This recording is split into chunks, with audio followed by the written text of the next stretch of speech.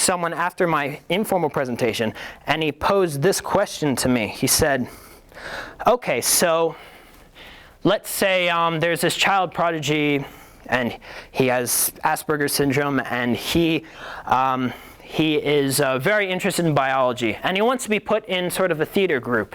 But the thing is, won't that theater group sort of allow him allow him sort of to, in a way, it's overcoming rigid ways of thinking, but if he doesn't have that rigid sort of interest or rigid sort of thoughts, how is he supposed to sort of really get into biology? So there's that aspect, which is sort of thought-provoking for me.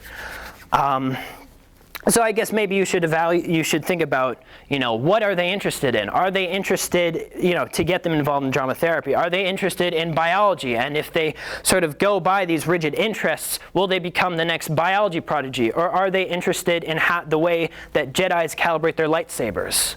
So it's like, there are these rigid interests, are they useful, are they not useful? But what I think theater does, in conclusion, is it really incorporates a new perspective into the way that people with ASDs think. Thank you.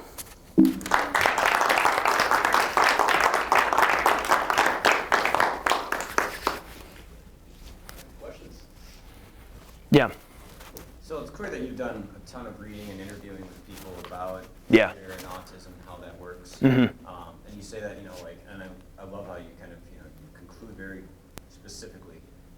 Where do you see drawbacks to this kind of theater and autism spectrum? Like, is there a limit to this? Where, you seem to be someone who's really benefited from this experience, but where do you see people who might also be on the spectrum really kind of struggling with areas where you've succeeded? I'm sorry, can you just explain the limitations part? So when you say like you've grown an immense amount in this experience, it sounds like. So yeah. Would someone who has who has more limits in terms of their... is sort of like, yeah. Where would theater maybe not be able to reach them? Or did you look at that? Or did you... Yeah, I looked at, I was talking about, there are people with autism, with classical autism, who sort of, they don't have the verbal abilities, and if you put a script in front of them, they may not be able to understand, what's going on, and sort of. So there's that aspect. There are limitations for people with classical autism because they don't understand the literature aspect and they can't really benefit from the literature aspect. But what they can benefit is from sort of, recognizing faces and sort of the empathy aspect. So that's what I think. Any other questions? Yeah. Have you ever thought of, I know you said psychology and art do not mix together. Yeah. Do you ever think that this could be a good psychotherapy exercise? Psychotherapy exercise. What do you have in mind? I don't know, I've taken psychology in college and I learned about all the basics. Yeah. And there's plenty of styles to psychotherapy to help certain, diagnose certain mood behaviors, things like that. So are you talking about there could be a psychotherapy for this? Sort of, Autism and well, you're talking about sort of the diagnosing. Are you talking about diagnosing people with? Are you talking about using theater to help diagnose autistic? That's it. I've never thought of that before. That's actually really interesting. Since I haven't thought about it, I don't really have much to comment on, but I don't see any reason why it really wouldn't help. Well, if you think it helps, then you could probably, spread the information out. And let them know, Thank you.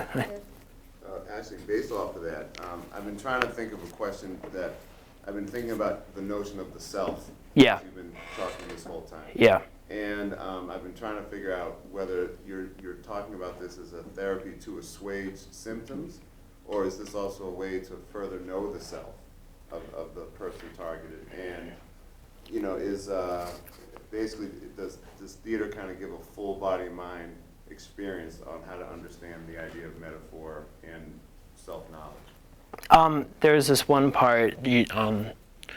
Sorry, can you repeat the last part of the question?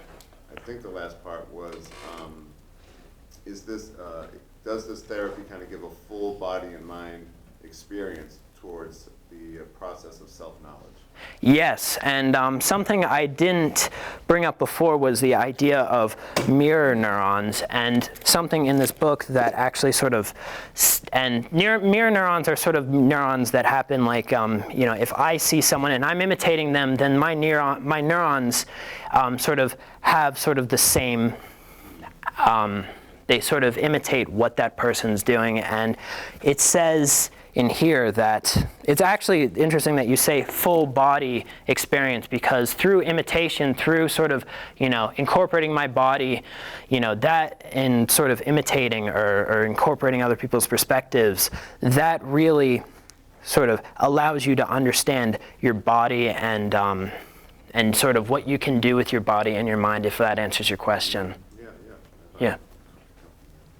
Yeah. I was just wondering if, based on your experience, do you think that people that have a spectrum disorder are more drawn to theater, or was it just sort of a coincidence, like with you, that you got into theater and realized this connection? That's interesting, because I kind of I started when I was 5, and it was just because my friend was doing it. I didn't really think theater's cool. But I actually, it's funny, as I was reading some of the examples in this book, a lot of them are sort of scared of doing theater because, as I said before, anxiety and stepping out of one's comfort zone is often associated with ASDs. And so if I'm put into sort of, a theater setting, and I'm 4 or 5 years old, that may sort of make me anxious. Now, I think it's up for the teacher to really calm the person's nerves and sort of, relate to the student, and that's very important. Yeah. So it sounds like Elise Wolf wrote that book. No. She's a local therapist who I interviewed. This is just a really awesome book. All right.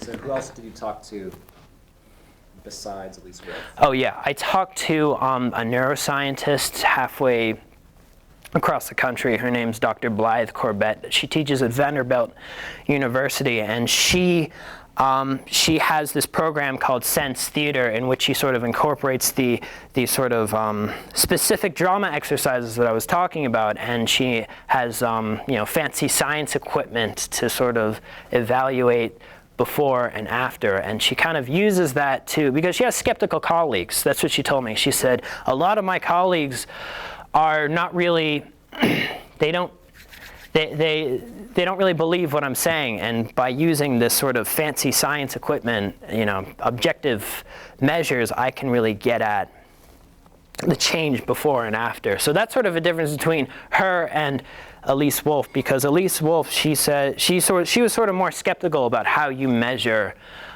change and progress. So. Good time for one more question. Oh, hi.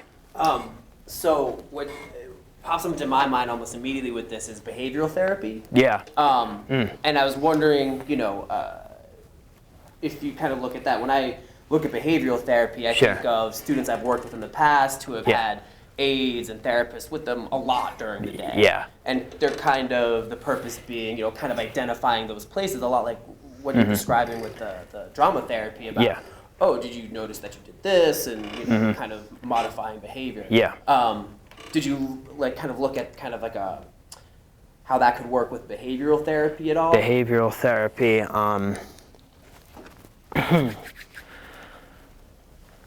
Do you mean you're talking about behavioral therapy in sort of not even autistic spectrum disorders and sort of more like a general aspect? To be particular, I am referring to it in terms of kind of the classical autism idea, because that's what I've had the most experience with behavioral therapists. Yeah. And I don't know, I'm trying to articulate this question better. I'm thinking back to the idea that was brought up of the self a little bit too. So how does this cross with, in my mind I'm trying to cross, you have drama therapy. Yeah. And that seems like a concentrated version of behavioral therapy. So how do you unify? How do you merge them, or how would they be different? One of the things that comes to mind is because behavioral therapy gets a lot of play in terms of academia and scientific response.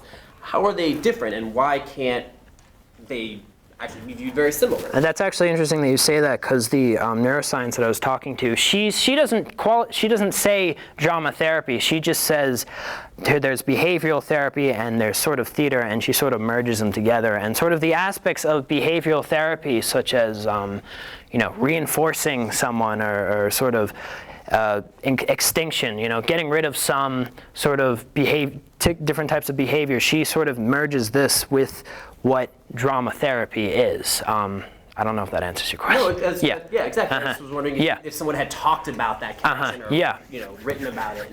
Because that's immediately what came up in my mind. That the things that you're describing. Yeah. Are a lot of the things that have been behavioral. Yeah, it's very, and it just turns out actually that behavioral therapy is sort of, and I said it kind of is sort of intertwined with drama therapy.